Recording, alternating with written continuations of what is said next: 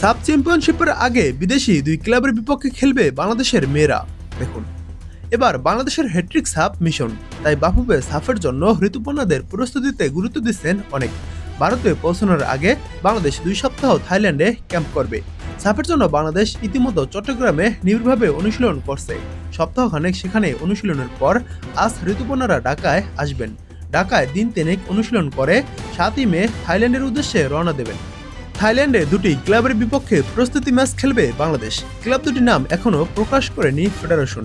FIFA উইন্ডোর বাইরে বিদায় এখন জাতীয় দলের সঙ্গে ম্যাচ খেলানোর ব্যবস্থা করতে পারেনি বাংলাদেশ ফুটবল ফেডারেশন। ভারতের গুহায় সাফ টুর্নামেন্ট শুরু হবে 25 মে। 21 মে বাংলাদেশ ব্যাংকক থেকে ভারতের গুহায় পৌঁছাবে। থাইল্যান্ডে দল পাঠানোর আগেই বাফুফে নারী ফুটবলারদের ভারতীয় ভিসা করে রেখেছেন। বাংলাদেশ গত 2 নারী সাফের চ্যাম্পিয়ন। ওই দুইবার দীর্ঘমেয়াদী অনুশীলন করলেও দেশের বাইরে গিয়ে ক্যাম্প ও ম্যাচের সুযোগ সেভাবে হয়নি। এবার হ্যাট্রিক শিরোপা জয়ের সুযোগ থাকায় ফেডারেশন এই টুর্নামেন্টের জন্য অধিক ব্যয় করছেন।